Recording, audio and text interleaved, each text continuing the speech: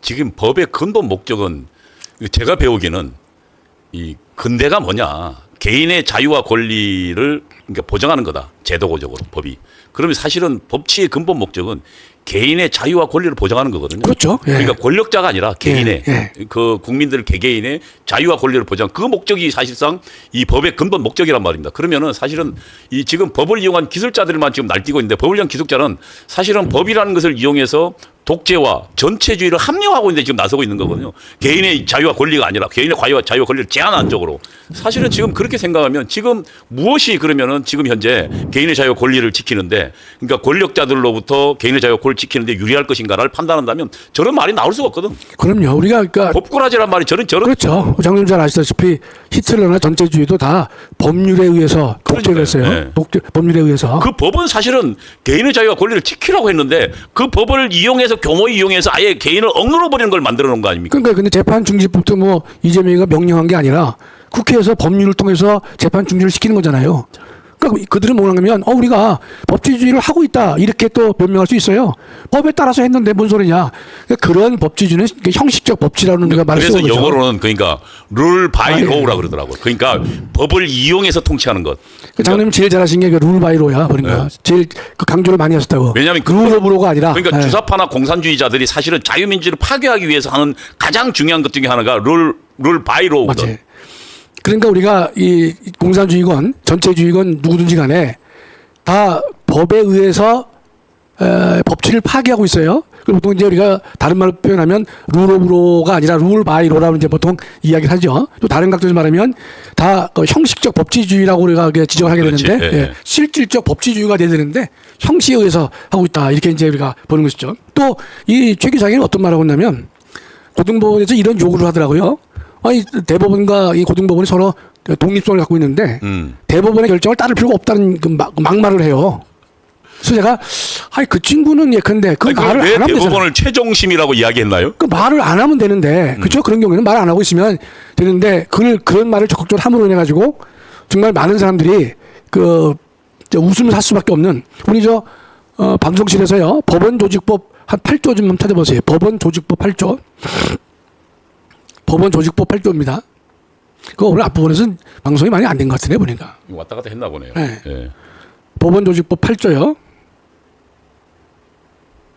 네. 저 법원조직법 8조입니다. 장로님 좀 읽어주실래요? 예. 제8조 상급심 재판의 기속력. 상급법원 재판에서의 판단은 해당 사건에 관하여 하급심을 기속한다. 그래서 상급법원 재판에 대해서 재판의 판단은 해당 사건, 단계 사건에 뜻이죠. 네. 에 대해서 하급심을 법적으로 구속한다는 뜻이거든요. 구속한다. 그러니까 따르란 얘기죠. 좀 나왔잖아요. 네. 그 최기상 저놈 얘기는 완전히 지금 거짓말이죠, 그러니까. 거짓말이네. 판사가 저거 모르는 사람이 어디 있어요? 아예 딱 나왔네. 딱 나오잖아요. 재판의 기속력. 저기서 상급법원이라는 말을 왜 썼냐면요. 대법원이라는 말을 안 쓰고 상급법원이라는 말을 쓴 이유가 있어요. 그 왜냐하면 우리나라는 3심 제도인데 이 두 가지 형태로 돼 있어요. 뭐냐면 지방법원 합의부 사건. 그렇지. 사건은 고등으로 가요. 고등 간 다음에 다시 대법원으로 가요. 이 통상 우리 국민들이 많이 알고 있지 않습니까? 그런데 이 하급심에서 단독 판사 혼자서 할 때는요. 항소를 고등법원으로 안 갑니다. 합의보러 가나? 그건 지방법원 합의부로 갑니다. 그게 항소예요. 그럼 지방법원 합의부가 끝나잖아요.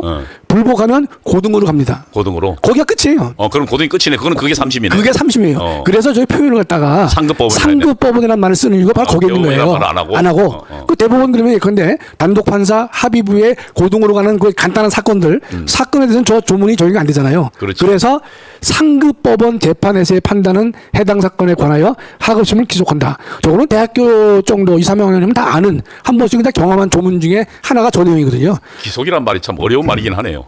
어렵지만 법적으로 구속한다는 뜻이거든요. 법적으로 강하게 구속한다.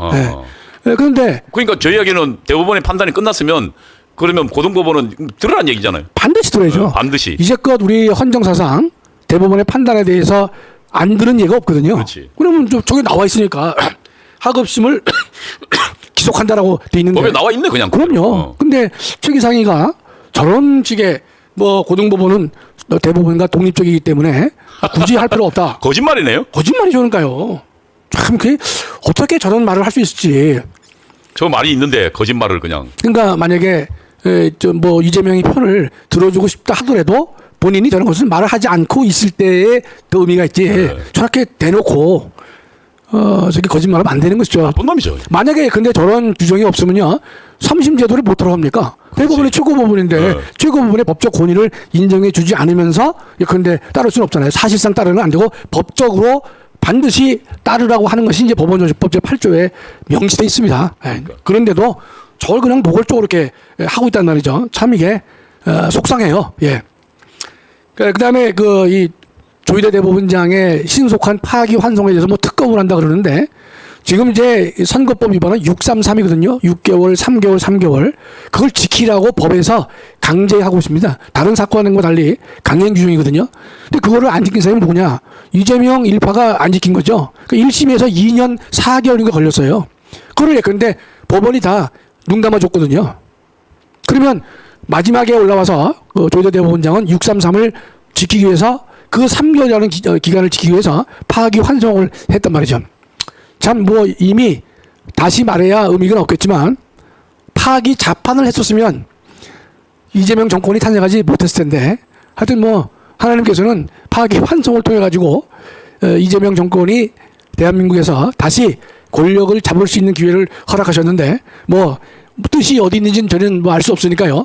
뭐 주님 우리가 믿고 따라갈 수밖에 없는 것이 우리의 지금의 현실입니다. 아니 근데 여기 제가 지금 찾아보니까 기속은 얽어매어 묶는 일을 기속이라 그러네요. 그러니까 아예 강제로 얽어매어서 자유를 빼앗는 것 이게 기속이니까 다시 말해드리면은 기속 행위는 뭐냐면 아예 재량 행위를 제한하고 아예 그냥 무조건 따르라. 그래서 법에서는 그래서 이런 말이 있습니다. 장관님. 기속행위라는 단어가 있고 재량행위라는 게 있어요. 법률 용어에. 그러니까 재량행위는 뭐냐면 그 본인에게 일정한 정도의 이 결정의 폭을 인정해 주는 게 재량행위예요. 재량행위고 기속행위는 재량이 없습니다. 재량행위 없이 재량 없이 그대로 적용하라. 법대로 하라는 게 법대로 하라. 예, 그게 기속이네. 예. 예.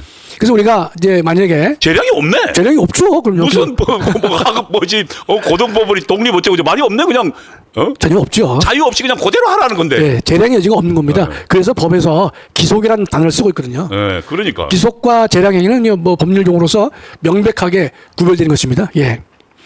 근데 그 판사 출신인 그 국회의원이 저런 얘기를 한다고 하는 것은 정말로 세상과 짝하고 살아도 너무 지나치다. 최 기상이가 그 교회 다니는지는 제가 모르겠는데 정말로 고대법대입니까? 아니 저는 서울법대 나왔어요. 저 친구는. 서울법대 나왔을 거예요. 그 전에 뭡니까 노재봉 총리랑 서울법대 교수 두 분이 앉아서 야 우리가 법 기술자만 만들었다. 한탄하는 걸 내가 들은 게 있어요. 그러니까 제가 장로님 헌법학회 회장을 지냈잖아요. 네. 그때 이제 카운터 파트가 대법원에 헌법연구회 회장이 있습니다. 그럼 이제 우리가 1년에 한 번씩 이렇게 교류를 해요. 학술대를 같이 합니다. 그런데 그때 제가 할 때에 대법원 헌법연구회 회장이 지난번에 헌재 소장을 지낸 유남석입니다. 유남석. 그 친구가 그 상대방 파트너 장이었어요. 거기에 총무가 김사만이라고 엊그제 대법관을 끝냈어요. 네, 대법관. 네.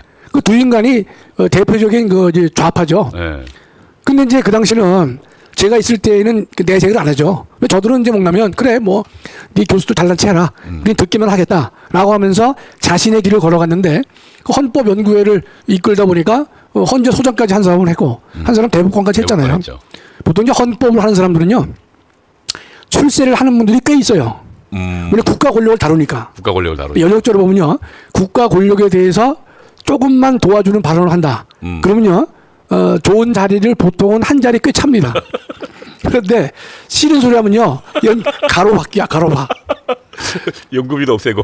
그러니까 뭐 저는 뭐 성격상 아니 교수라고 하는 것은 국가 권력이 아무리 잘한다 하더라도 그렇죠. 못하는 부분을 보고 개선 방안을 말하는 게 학자 아니겠습니까? 그렇죠. 우선 비판하고 그럼요. 그다음에 시정 방향을 말해주는 게 학자의 역할, 배운 사람의 역할이죠. 저도 아부할 줄 알아요. 그러나 이게 아닌 걸 어떻게 아부하냐고. 그렇지 아부, 그렇지 목사님한테는 잘하시네.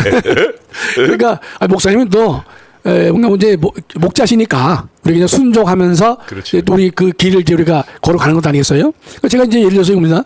이제 중앙선관위에서 제가 책에도 썼어요. 이거 중앙선관위는 없어져야 된다. 아니, 법률로 헌법 결정해서 네. 법률기관으로 내려야야 된다. 법률기관으로 헌법기관이 아니라. 또 제가 지금도 책에 써요. 전 세계에서 제가 행정부 안에 들어가야 된다. 이런 그럼요. 얘기죠. 예. 제가 이제 비아냥을 어떻게 했냐면 헌법에 들어간 나라가 인도, 필리핀, 에콰도르, 대한민국이에요.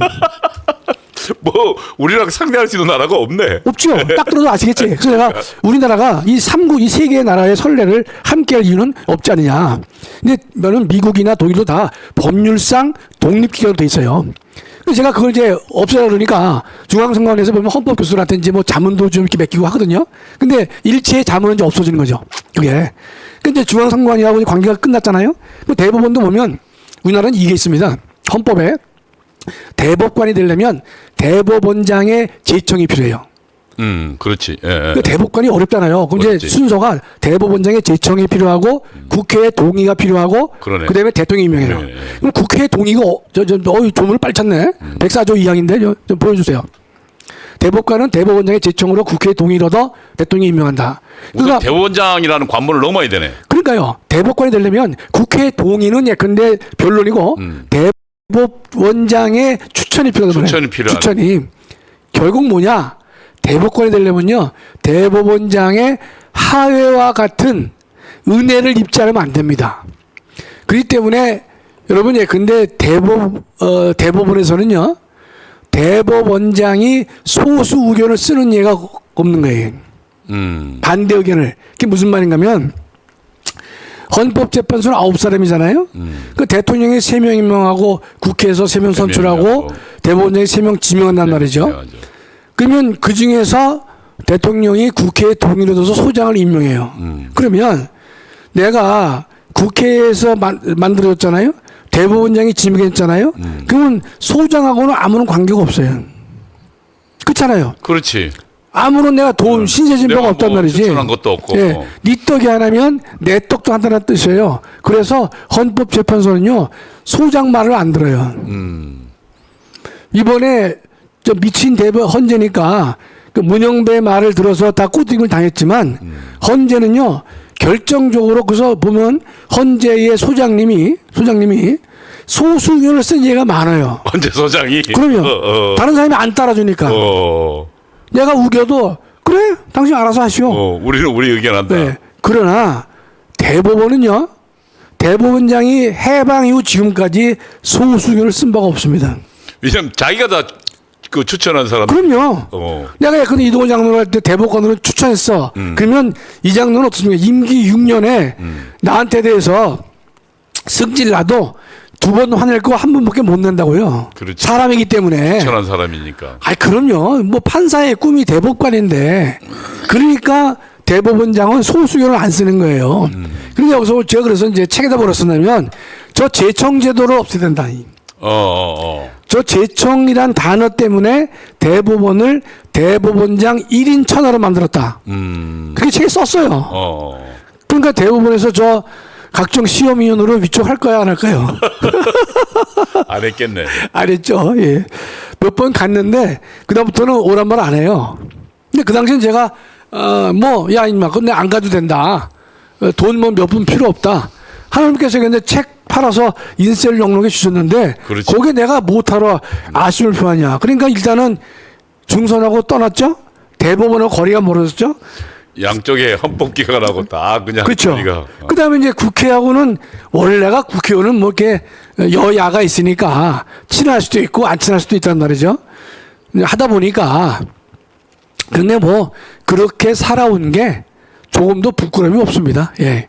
근데 전 지금도 생각할 때 제가 오늘 좀 제 얘기를 너무 말해서 죄송한데 이제 헌법 교수로 30년 살았는데 지금 전광훈 목사님을 만나서 애국 운동을 하면서 제가 한 3, 40년 헌법 공부를 한 이유가 여기에 있지 않았는가 생각을 제가 많이 합니다. 맞아요. 예. 저도 지금 사실상 정말로 헌법이 무너지는 시기에 도달하면서 헌법에 정말로 헌법 정신을 지키려는 헌법학자가 가장 중요한 이 시점에 왔는데 지난번에 저는 그 탄핵 사태를 보면서 우리 김학성 교수가 정확하게 2가지를 이야기했거든요.